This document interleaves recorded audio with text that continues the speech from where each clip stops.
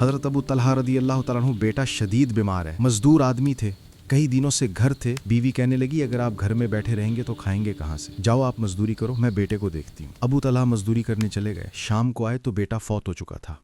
عورتیں بے حوصلہ ہوتی ہیں نا اکثر، پر بیوی نے سفید کپڑا ڈال کے کمرے میں رکھ دیا۔ بیٹا، ماں اور بیٹا وہ ناپتا ہے رشتہ، بیٹے میں سفید چادر ڈال کے کمرے میں رکھ دیا۔ حضرت ابو طلحہ انصاری آئے، بیٹے کا کیا حال ہے؟ کہنے لگے اللہ کی رحمت میں ہے۔ اللہ کی کیسا جملہ، اللہ کی رحمت میں ہے؟ خاوند نے کھانا کھایا، بیوی سے ملنے کو دل کیا تو ملاقات ہوئی، فارغ ہو کے بیٹھے تو خاتون اٹھ کے خاوند کے قریب گئی، اس کا ہاتھ تھاما، کہنے لگی نبی کریم اسلام کے صحابی ہو، ایک مسئلہ دریافت کرنا تھا، بتاؤ گے؟ کہا پوچھو۔ کہنے لگی اگر کوئی آپ کے پاس امانت رکھوائے اور پھر اپنی امانت واپس مانگے تو کیا کرو گے؟ حضرت ابو طلحہ کہنے لگے پوچھنے والی کیا بات ہے، جس کی امانت ہے واپس کر دیں گے۔ اب زوجہ روئیں، اب صبر والی بیوی روئیں، اب ماں روئیں، آنسو ٹپکے آنچل سے پونچھ کے کہنے لگی ابو طلحہ وہ بیٹا بھی اللہ کی امانت ہے اور رب اپنی امانت لے گیا ہے، اٹھو غسل کفن کا بندوبست کرو۔ حضرت ابو طلحہ اٹھے، کامتے کامتے ہاتھوں سے غسل کفن دیا، مسجد نبوی میں پہنچے، محبوب کی بارگاہ میں عرض کیا تو رسول کریم فرمانے لگے تیرے اور تیری بیوی کے عمل سے اللہ بھی بڑا راضی ہے، اللہ کے رسول بھی بڑے راضی ہیں اور اللہ تجھے برکت عطا کرے گا۔